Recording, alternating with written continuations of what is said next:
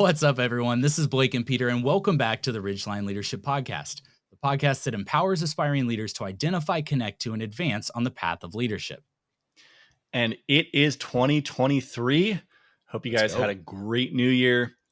We are kicking off our third season here in January, and there is no better way to kick off this season than to bring back a guest from last season, Dustin Pead. It is great, and we are so excited to have Dustin with us, and we are looking forward to discussing leadership and the Enneagram today. Yeah. Thanks for having me, guys. Happy New Year to you. Yeah, man. So Dustin was our very first guest on the podcast, and we've had a slew of wiser men on and women on since, but no, I'm just kidding. But there is only can go up from that one. We're just starting the year strong. Okay. Yeah. That's right. No, I'm so excited. Dustin is one of my best friends, and I love so much about what he brings to the table. And, we talked, I think in our first podcast, just about the cultural aspect and just how much Dustin really just added to my life and opened up my eyes with culture and creativity. And I think I gave a huge homage to him before. And so this one's not going to be near as good. However, another thing that Dustin just kills it in, that we talk about it a ton on here, but we've never really dug into it, is the Enneagram. And as I was going through this, I thought I was a certain number for a long time. And then I remember actually being, I thought you were the same number for a while. Yep. And I remember being down in Georgia where Dustin lives.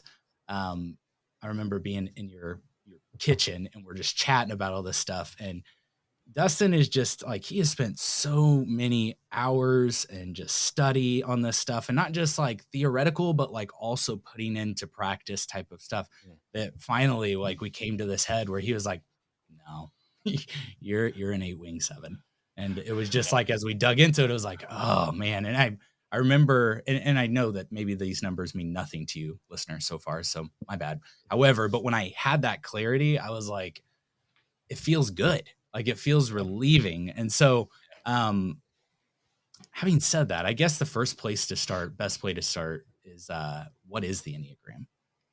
Yeah. I mean, I want to just give this kind of disclaimer up front. Enneagram is just a tool, right? Yeah. We don't find our identity in any tool that we use. It's just another tool in the bag, for us to be better people, better coworkers, better bosses, better leaders, better spouses, better parents. It's really kind of hit all aspects of my life. And so Enneagram, if you just kind of want to get real technical about it, Ennea means 9. There's 9 different personalities or types in Enneagram. So Ennea is 9 and gram is diagram. So it's a 9 diagram. That's really all that Enneagram means. I had no idea about that. I did not know that at all. Well, that's the podcast, folks. All right, guys. Thanks for tuning in. Now you know everything. Yeah. Just cue the star. The more you know, we're good. That's awesome. I would love it if we just stopped there. No. No, what I love about the Enneagram and all personality profiles, tests and diagrams, they're all beneficial. I have just found that the Enneagram cuts to the core of your motivations, your desires, whereas other ones are more behavioral. This one is more of, well, why do I do what I do? And why do I do what I don't want to do sometimes, you know? And it helps us to understand, really, at the end of it all, not if we're winning or losing like a lot of other ones will. This one helps us understand, are we a healthy version of ourselves right now? Or are we an unhealthy version of ourselves right now? And as a leader, because it's a leadership podcast, as a leader, when you are leading people, it is good to know where they're coming from, right? Is your outburst that just came into my office or came into my email or to my text or to my Slack, is that from a place of health or a place of stress? Because if I know it's a place, if I know you enough to know that it's coming from a place of stress, then I know that this is not your best self that you're presenting to me. Mm, Thus, I'm going to give you more grace and I'm going to be more empathetic. mm. And Blake and I have talked a ton about empathy and leadership, and we could do a whole other podcast on that too. Yeah. Yeah, that's so good. I mean, I think that's a good way, like Myers-Briggs and a lot of these other things Yeah. are really about identifying what kind of worker can do best in what environment. And I think those are Yeah. great things. And Yeah. they're really helpful. I just got into the Working Genius from Patrick Lencioni. Oh yeah. Super helpful. Another creative leader friend of mine was telling me about it. Again, really helpful as Yep. to how I go about doing my work. Yep. But what I've learned over the years as a leader is you have to care more about the person than Yeah. you do about what they produce for you. Yeah. And so, as great as Working Genius is, I'm going to use it Hmm. um, to help build my team and make sure I have the right people on the bus, right? Right. Um, but I'm more so I'm going to lean into Enneagram to help me um, lead them better as a person. Yeah. And I like that it's getting the best out of them, right? Not getting the Yeah, best for you, it's getting the right, best out of them.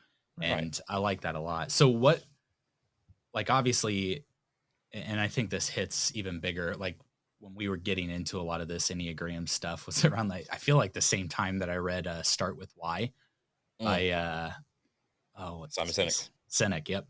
Yep. And I think that's why it all kind of like worked together so well was like Start With Why is starting with that meta, like why am I the way I am? What things have contributed to this? So Yeah. I guess with that being the case, like what are other factors or variables that contribute to someone having a number or something of that nature? Yeah, I mean, one of the questions that I get asked a lot, and I always laugh at it. I'm trying not to be rude. I'm working on like my face when someone says something stupid, but You're like, um, but a lot of times people want to know, can my Enneagram number change? mm, Right. Uh, and whereas a lot of other personality tests, because it's more about your behavior and not who you are as a person, mm, it can change because you can yeah, change your behavior. I can't mm, change who I am. I can't change the way that I'm made. I can't change my DNA. The structure of who Dustin is can never mm, change. I can change the way he looks on the outside, but inside, it's always the same. And so Enneagram is more about those core traits of who you are. What drives you? mm, Um, what fears do you have? Um, and really, it all goes back to what I love about Enneagram more than anything else is that it all goes back to your childhood. And this is going to sound like super psychological, where you feel like you're in a therapist's office and you're on a couch and you're just and you're just having to explain what happened to you as a kid. Um, as cheesy as that sounds, a lot of that goes into play mm, with that number. And so I can't tell you if you kind of come out of the womb as this is your Enneagram number. sure. I can tell you that early on in life, in childhood, it is influenced by environment Mm, and it is influenced by genetics. And so every person, every one of the Enneagram numbers has this just kind of general, these general statements mm, that kind of help you hone in on who you are, and one of them being it's called a wounding childhood message, mm, right? And that a lot of people's wounding childhood message may not have been something that they physically heard, like someone didn't physically tell them, hey, you're too much for me, mm. but it may have been the message they received by the world around them. Does that make sense? Oh yeah. Mhm. And so Yeah. because of that formation, and because of that history there, like we can never really change that. It is Yeah. that is who we are, and most leaders are great because of some wounds, some successes. All that kind of goes into one melting pot. Yeah.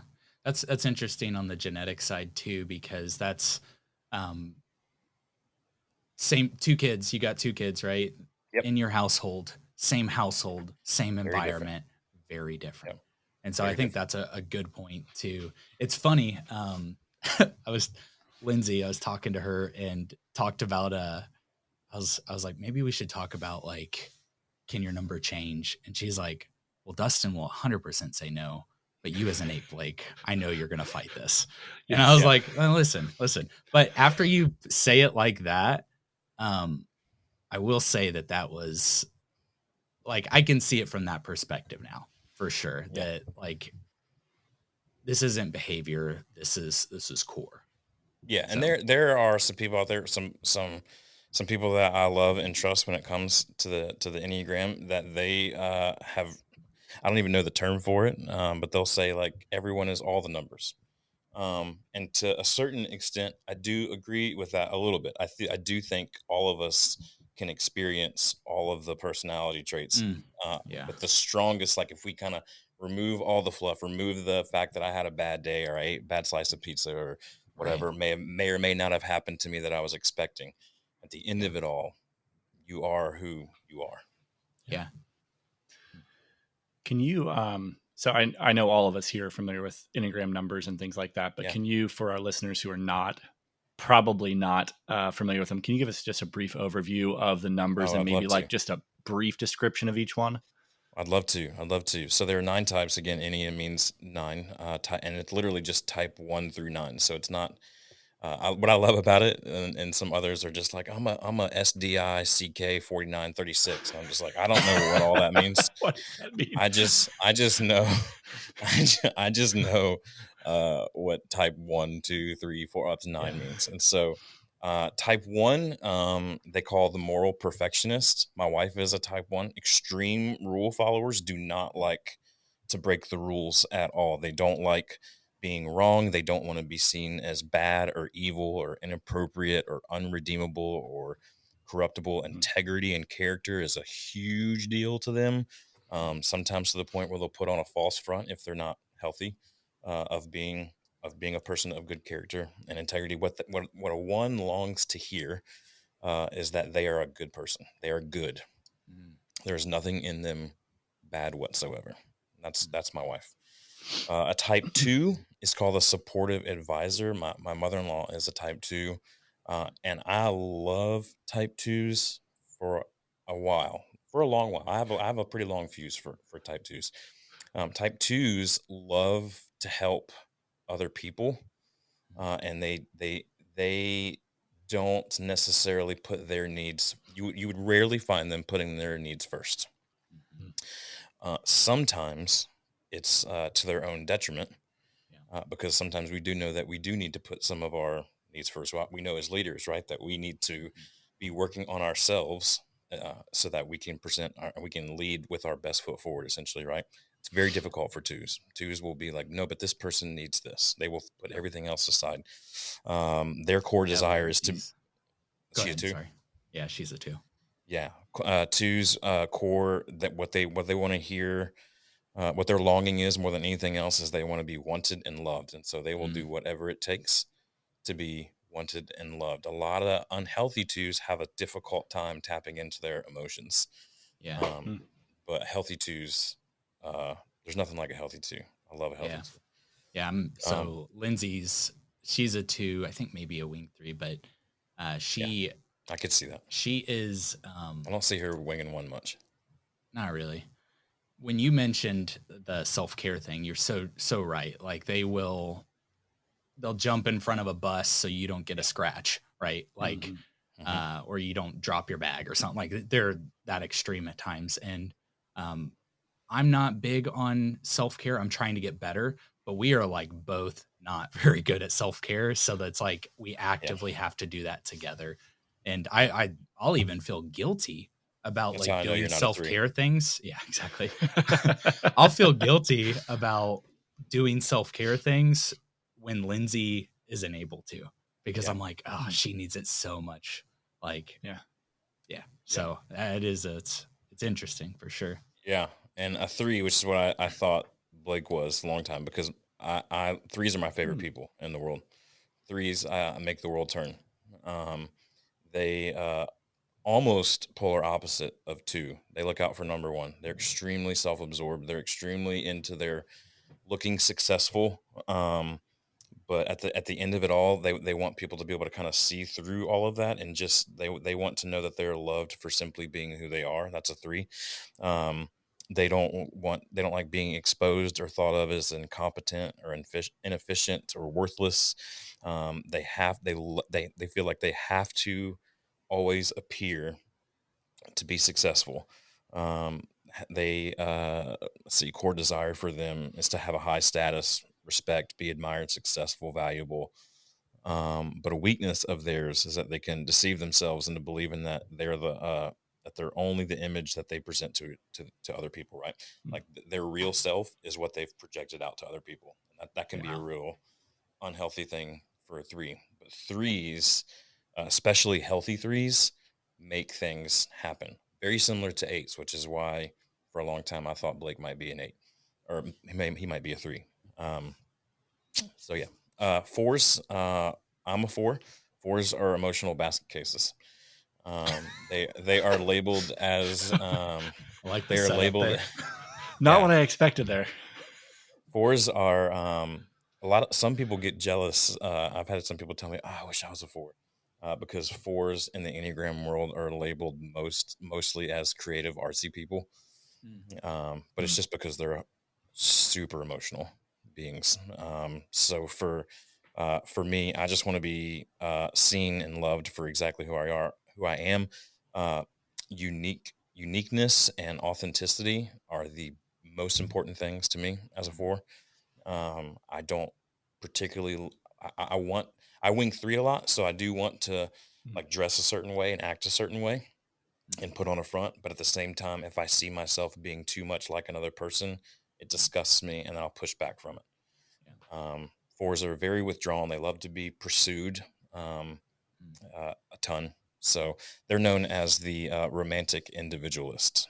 Again, they want to be seen as unique, special, authentic. Core weakness for them is envy, because they always feel like they're flawed in at least one way at all times. And so they're always looking at other people and the success that they have, and feeling and being envious of that. So type 5s, I love type 5s. Type 5s have my best way I describe type 5s that someone described to me one time that I love so much was type 5s have a very short battery life for people. They the shortest out of all the other numbers.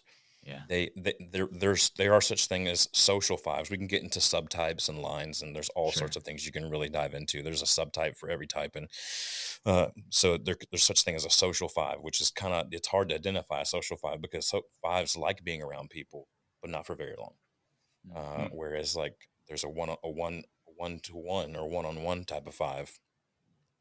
They like to be around one other person at most, and even then for not very long before they have to seclude themselves again. But they are very inquisitive. They love learning. They love knowledge. They love diving in. So that's where I wing 5 a lot there. I'm more of a wing 3, but I do wing 5 in the sense of I love to learn. I love to educate myself. Can you explain the winging real quick? Sure. She said that a couple times. Yes, it's another thing I try not to laugh at in people's faces when they say it, because I'll have someone that comes up to me that's like, okay, so Blake is an 8, for example. We'll talk about him in a second. And I'll have an Enneagram 8 come up to me, and they're like, I'm just winging 4 today. I'm like, no, you're not. That's wing, it's not how that works, is it? Yeah, it's not. That's when I drink from my new Dwight Schrute mug and I go false. That's awesome. But no, wing is, it's not, it's only funny if you know what a wing is, I guess. A wing is on either side of your number, right? So it's just simple. Can you count to 9 at that point, right? So what's on either side of the number 4? A 3 and a 5. So for me, I can wing 3 or I can wing 5. All no matter what number you are, no matter what personality type you are in the Enneagram, you do wing on both sides of your number. It is not an either or situation. There is one though that you tend to lean more strongly, just in the sense of like we have 2 hands, right? One hand tends to be more dominant than the other, but we do use both hands. And so I wing 3 more than I wing 5 because I love being around people. But there are times when I get my feels and I'm just like, I'm going to wing 5 right now. I got to go. So yeah, that's what wings are. So you will lean towards some of the tendencies. You'll see yourself in those tendencies. And so when people are taking an Enneagram test, I know this is one of your questions we're going to talk about in a second to kind of like get down into the number. People are taking a test. They might often see one of their top 2 or 3 numbers are side by side. And that's because they're probably one of those 2 numbers and they're probably winging to the other one quite a bit. Type 6s are loyal guardians. I once had a coach tell me that get as many Enneagram 6s on your team as possible because they are the best to be on a team. They are the most loyal out of any other number. They are super obsessed with safety and security. And so they will always have your back more than anyone else on your team in an authentic way, not so much like a 2 where the 2 is just trying to like just go.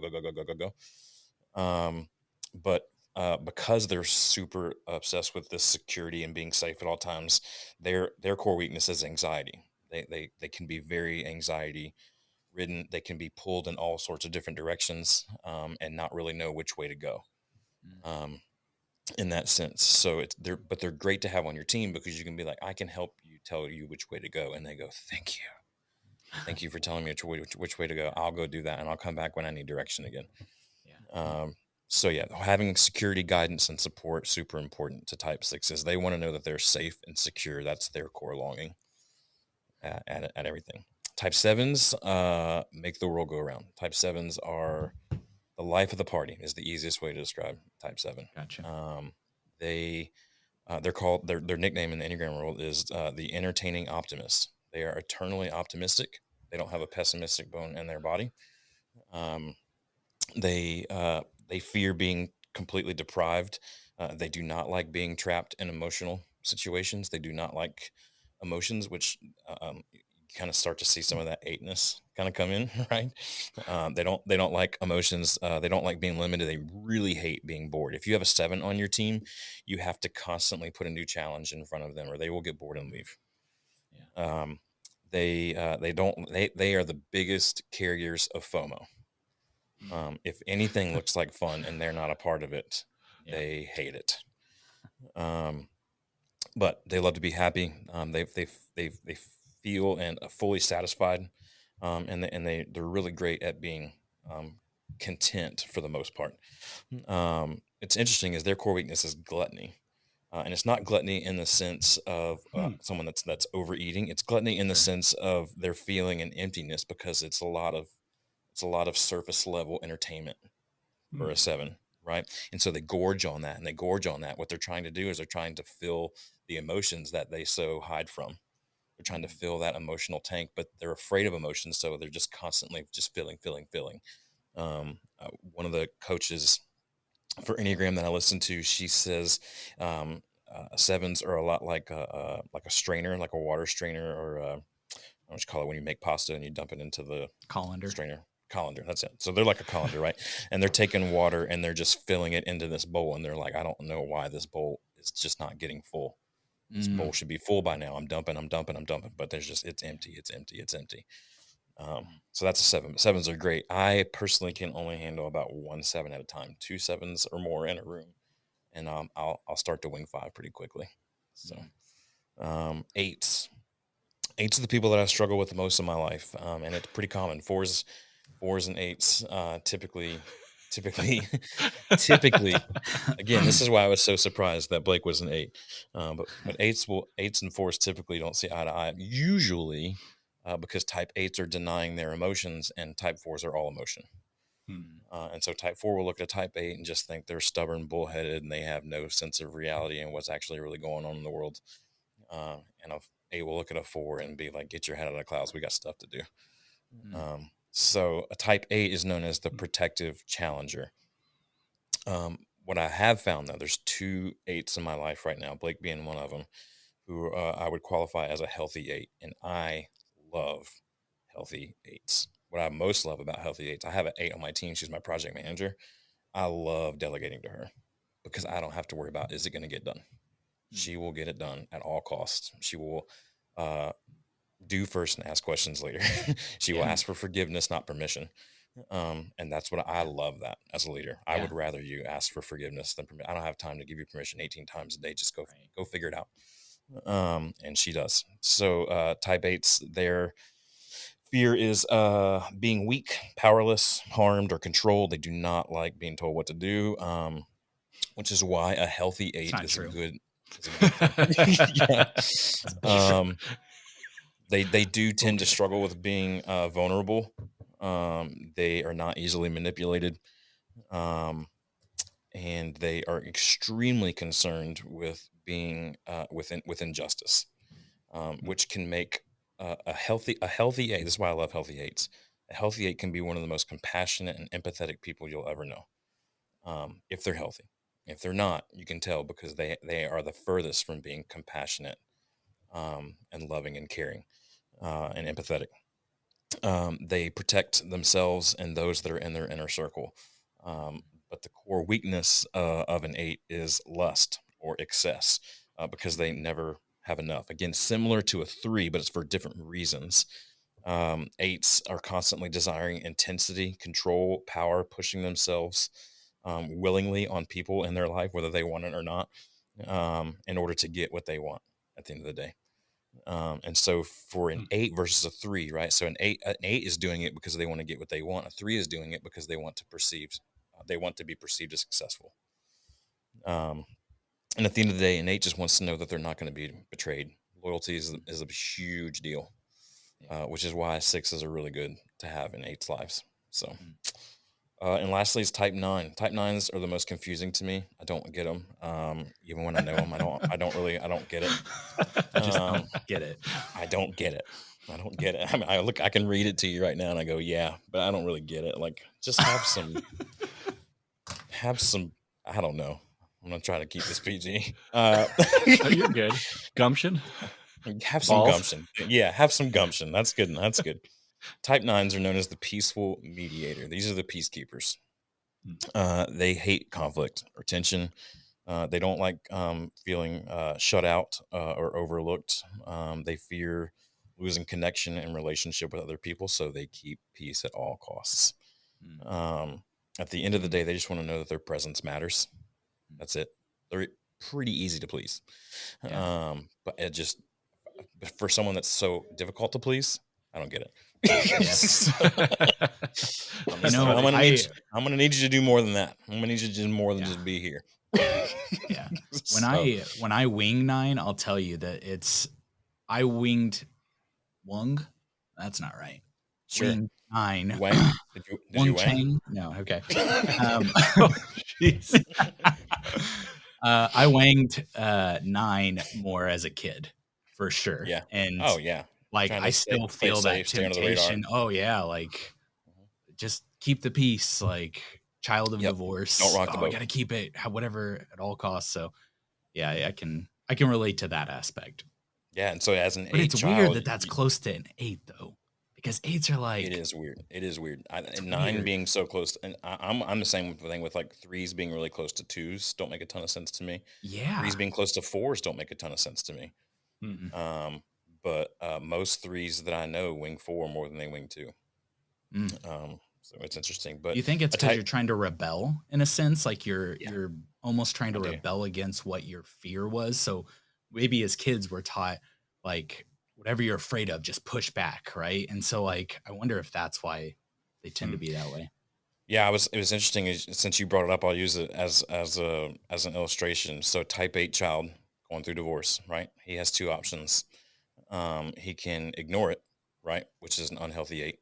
He can just try to keep the peace, which is winging 9, or he can act like there's no problem at all, which is winging 7. Yeah. So you can kind of see all of those in play. I'm not crying. Yeah, I'm not crying. You are. Yeah. So yeah, that's the 9 right there. Wow. As quickly as I can go through it. No, that was really good, man. I appreciate you doing that and explaining that. So obviously, like we talk about healthy and unhealthy. I can imagine, especially, and maybe this is just me being overly critical here, but like if this is so much about empathy, then there is so much that it can be helpful in understanding this stuff. But why, like, I see there could be a harm side of this too, right? Like there's a Sure. dark side to the Enneagram too, that I think that there is the manipulative aspect Oh of yeah. this. Like when you get to know someone's inner core and being seen and known, it's like, man, this could be very dangerous. So, Yeah, they could um, really manipulate you if they really wanted to. At the end of the yeah, day, though, I would classify that as an unhealthy person, yeah, right? That regardless of that the motive regardless of the number, that motivation, we would yeah, even the worst Yeah. person in the world would be like, well, that's not a good thing. Like yeah, I'm for it, but that's not exactly. good. Exactly. Yeah. Um, I'm all about this, but I I'm know all it's about not it. good. I know it's wrong, but I just keep doing it anyway. Yeah. So, So I think the way that you protect yourself from doing that, and the way that you protect yourself from being victim of that, is you learn to recognize what's healthy and what's unhealthy in the yeah, individual. Right? yeah, It's no different than, like I said earlier, that person storms into my office and they go off to me about something. I know that they're a 6 and they're um, super worried about the safety of our campus, mm, right? And I know they're Mm. being a little over dramatic. I'm going to lean in and hear them and know that mm, that's really important to them. yeah, But at the end of the day, you know, screaming and yelling to get your point across is not a healthy act, no matter what your number is, right? exactly. So you can quickly identify, okay, this person's not acting out of health. Yeah, So And do so you if you think, know I'm that, then sorry. you can kind of navigate the situation better. Yeah, go ahead, Pete. Well, I was just going to say, we've talked about healthy and unhealthy. Do you think the difference between, or maybe the path from unhealthy to healthy is awareness and adjustment? Or is there another path along that somebody listening to this can maybe say, maybe I'm unhealthy. How do I get to be healthy?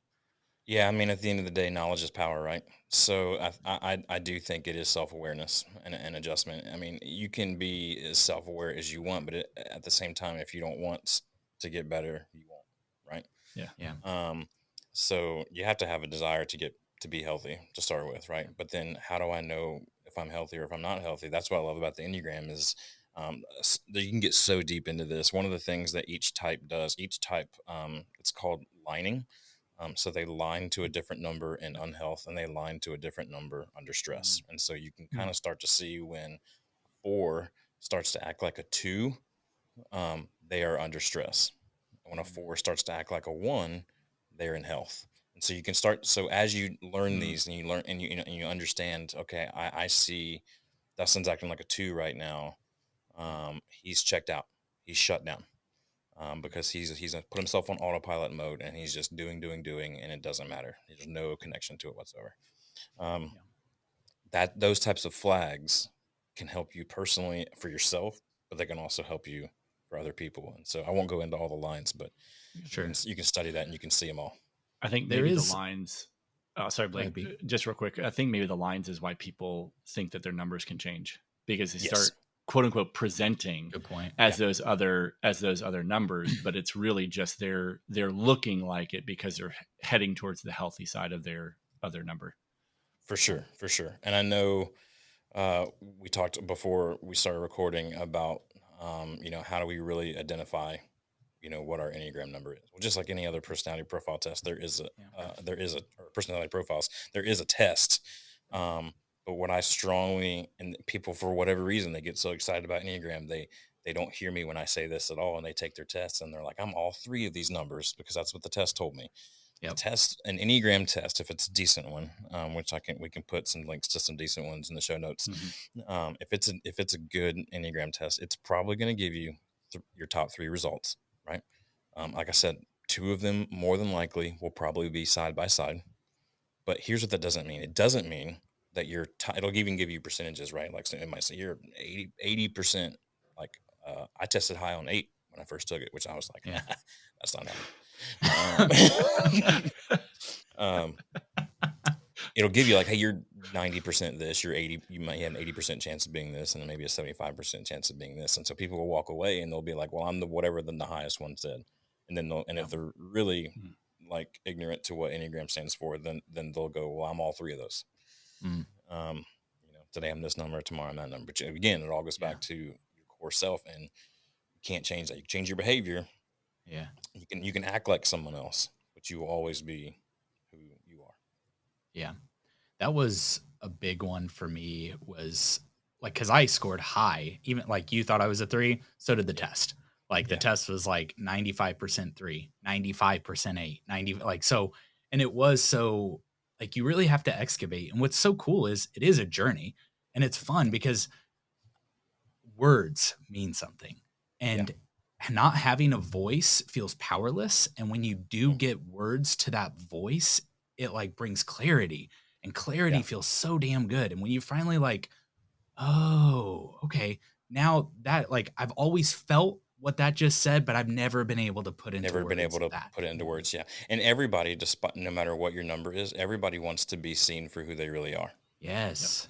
Yep. And it's fun. People are like I have friends right now that are diving into the Enneagram, and they're like, "This is fun. Can we meet over coffee and talk about this more?" Yeah. I'm just really like entertained by this.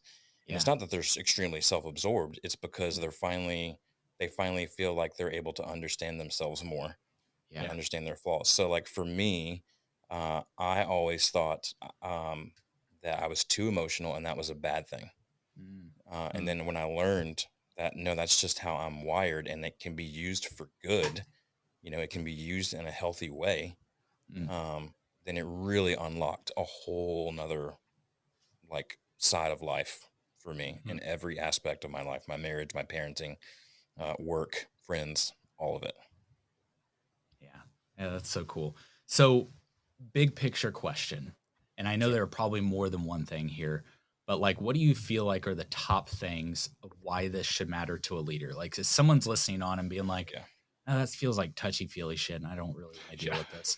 Like, what are the things that you'd be like, okay, but here? Yeah. Simple. People matter. Mm. And you can't run a successful anything without people. You Yeah. can only go but so far by yourself before Yep. you need people. Mm. I'm a person of faith. I believe that God designed us to need people in our lives, Mhm.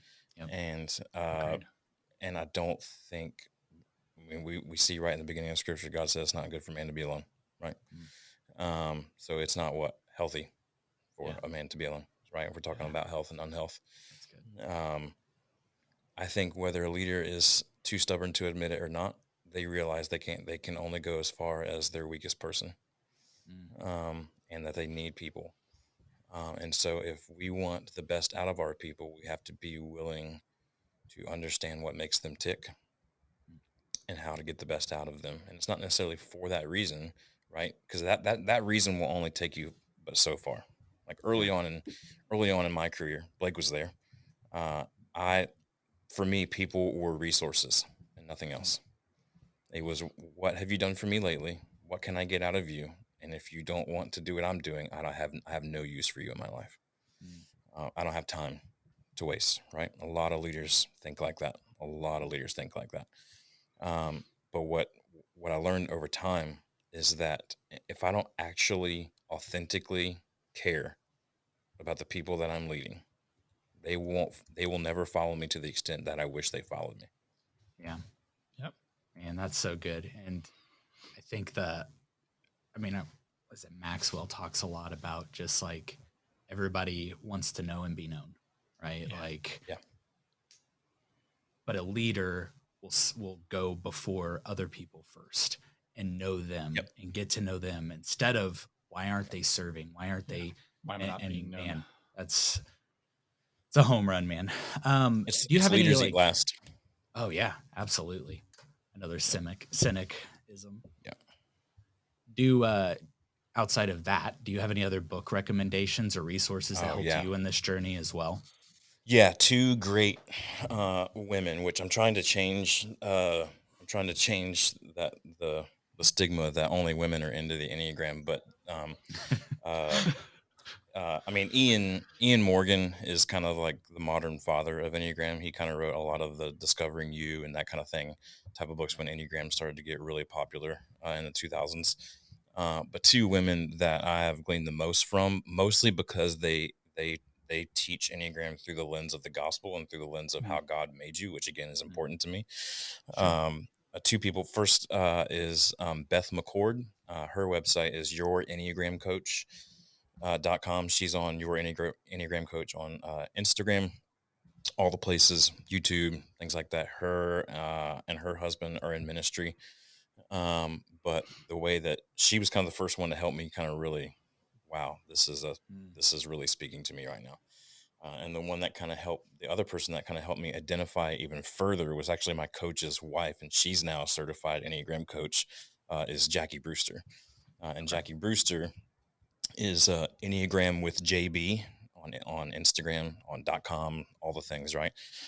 She's got a couple amazing resources, especially for leaders who don't, I don't have time to really dive into the books. Do you have like flashcards for this?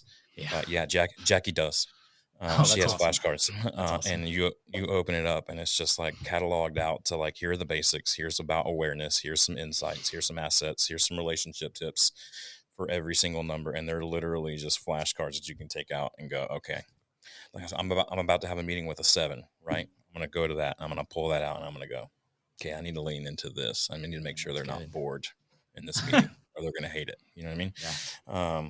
But yeah, she has several. She just came out with one for marriage. Beth McCord has one for marriage, which has been a game changer. I think if you're a married leader, you're only as strong as your marriage. And something that I learned from Blake, honestly. So yeah, those two, Jackie Brewster, Enneagram with JB, and then Beth McCord, your Enneagram coach. Those are the two that I lean on the most. Are you the one who told me about the Sleeping at Last podcast that went over the Enneagram? Yeah, that was actually. Go ahead. Go ahead. Oh, I think early on that was like when you're like, I think you might be an 8, and I finally listened to the 8 one and found myself bawling, and like I was in bed listening to it with Lindsay. We're both kind of sitting there, and she's like, wow, this is sounding, and she turned to me, and I'm like weeping. I'm like, don't freaking look at me. She's like, oh, honey, you're an 8. The most 8 thing ever. Don't leave me alone crying. But that's a really good one too. I think I thought you were the one who told me about it. Yeah, it wasn't a podcast. It was an album that he released. This musical artist, I forget his real name in real life, but he performs music under this title, Sleeping at Last. And he has he has an album of 9 tracks. And each Enneagram, he wrote basically these songs for each Enneagram number. And if you're 4 like me, you love it. If you're an 8 like Blake, you need it. So and have you heard his podcast along with those songs?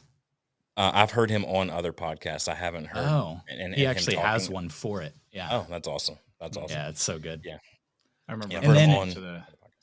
I remember listening to this song the first time when I figured out, like, we had first heard about this. Blake and Lindsay were talking to my wife and I about it and trying to figure it out. And I remember listening to the song for the one, and just like similar to Blake, just bawling through the whole thing and going, hopefully this is not just, this can't be right. I've got to be something else.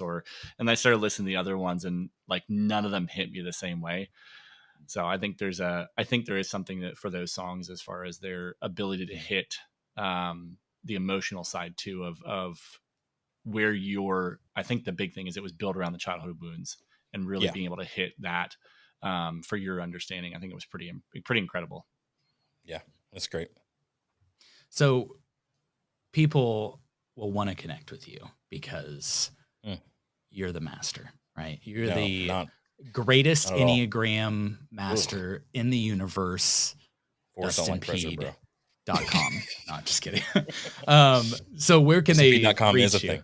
Okay. Yeah, just exit all the other stuff. No, but seriously, like, I think the magic with you, Dustin, is that you really do get to the heart, and you're looking at all different angles, right? You're not just looking at like, you're this, you're this, you're this. And I think a lot of people want that quickly, but at the same time, I think people want to be excavated, right? Like, they want to be known and seen. And you do such a good job of like, let's dig more. You don't need to have this so quick, but when you find it, you're going to really connect to it. And that's the magic with you. So I think you said dustinpead.com. Are there other ways they can get to you? Yeah, the magic is in the journey. The magic is in the process, and process is one of the things that's super important to me. But yeah, I'm one of my goals this year is I'm really kind of honing in on some writing. I'm honing in on. I've spent the last half year interviewing friends like Blake and going like, what is it what's my unique voice to the situation? And so I've kind of honed in on 5 things, and so I'm going to spend all my time at dustinpead.com writing and sharing as much free stuff as I possibly can for the next couple years there. But the things that I'll be talking about there is creativity. We'll be talking about Enneagram, of course. Mental health is a huge passion topic of mine. We're going to talk a lot about that, especially in the role of leadership. Culture, which is, I know, a big deal for Blake and myself both. I'll probably have him kind of guess right some stuff maybe there. And then process, again, which is kind of what we just talked about, is what's the process. I love helping people define what process works for them and whatever it is they're trying to accomplish. And so we're going to spend most of our time doing that. So I've started, I have kind of like a coming soon page up at dustinpead.com, but you can go ahead and subscribe to my Substack, which is like a weekly newsletter that I'm going to put out.